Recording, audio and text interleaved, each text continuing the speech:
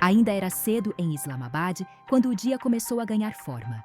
O trânsito crescia aos poucos, comerciantes levantavam as portas de metal e fiéis se dirigiam à mesquita xiita para mais um momento de oração que, em teoria, deveria ser protegido pelo silêncio e pela rotina. Nada naquele início de manhã indicava que, em poucos minutos, o espaço sagrado se transformaria em um cenário de morte, pânico e ruptura. O som que quebrou o ar não foi o chamado à oração, mas uma explosão seca, brutal, que ecoou por quarteirões inteiros e marcou mais um capítulo sangrento da longa tensão sectária que atravessa o Paquistão. A notícia que rapidamente se espalhou pelo mundo foi direta e devastadora. Um atentado suicida atingiu uma mesquita xiita em Islamabad, matando pelo menos 31 pessoas e deixando dezenas de feridos.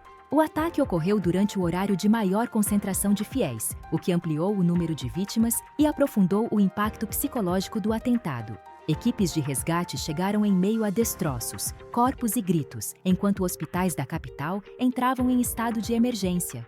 Em poucas horas, o episódio já não era apenas uma tragédia local, mas mais um sinal de alerta sobre a instabilidade persistente na região.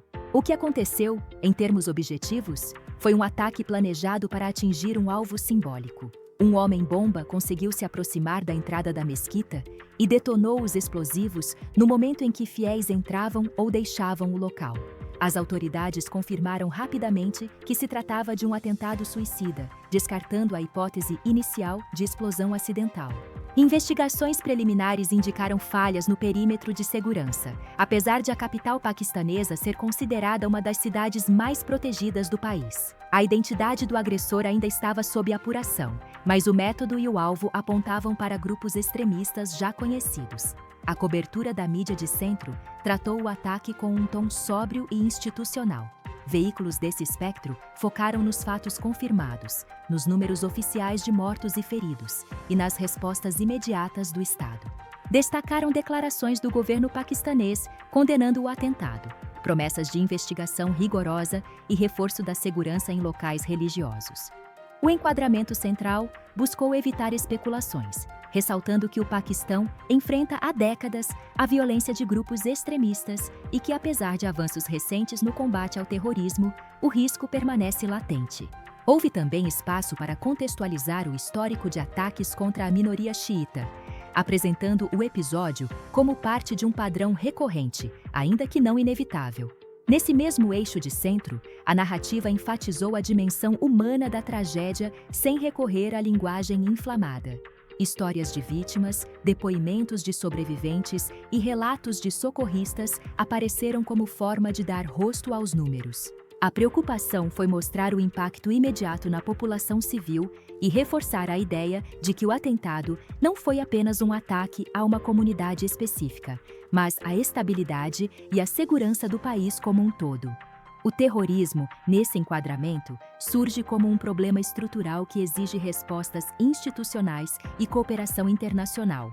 Já a mídia associada à esquerda adotou um tom mais crítico e político.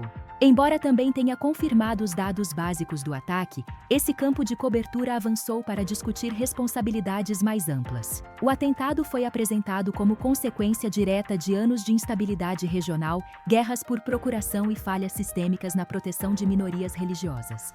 Houve destaque para o fato de que comunidades xiitas no Paquistão convivem há décadas com ameaças constantes, muitas vezes sem proteção adequada do Estado. Nesse viés, o ataque não é tratado como um evento isolado, mas como resultado de um ambiente onde o extremismo floresce em meio à desigualdade, à marginalização e à radicalização política. A esquerda também deu maior visibilidade às reivindicações de grupos extremistas que afirmaram responsabilidade pelo atentado, explorando as motivações ideológicas por trás da violência. O foco não foi apenas o ato em si, mas o ecossistema que permite que jovens sejam recrutados, radicalizados e transformados em armas humanas. Críticas à política de segurança, à influência de conflitos no Oriente Médio e ao papel das grandes potências na região surgiram como parte da análise. O sofrimento das vítimas foi enquadrado como mais um preço pago por populações civis em disputas geopolíticas que as ultrapassam. Por outro lado, a mídia identificada com a direita internacional trouxe um enquadramento mais direto e securitário. O atentado foi descrito como prova de que o terrorismo islâmico continua sendo uma ameaça global, concreta e imediata. A narrativa enfatizou a necessidade de respostas firmes, vigilância reforçada e cooperação entre Estados para combater grupos extremistas. Houve menos espaço para análises estruturais e mais ênfase na urgência de neutralizar organizações terroristas, independentemente de debates sobre causas profundas. Nesse viés, o ataque em Islamabad é visto como parte de uma guerra ideológica em curso, que exige força e determinação. A cobertura à direita também destacou o impacto internacional do atentado, alertando para riscos de instabilidade regional e possíveis repercussões além das fronteiras do Paquistão. A escolha de uma mesquita xiita foi interpretada como tentativa deliberada de acirrar tensões sectárias e provocar reações em cadeia. Esse campo de mídia ressaltou que ataques desse tipo não visam apenas matar, mas desestabilizar sociedades inteiras, gerar medo e enfraquecer governos. A solução, segundo essa narrativa, passa por políticas mais duras de segurança interna e combate implacável ao extremismo. Quando se observa o conjunto dessas narrativas, fica claro que o atentado em Islamabad é mais do que uma tragédia isolada.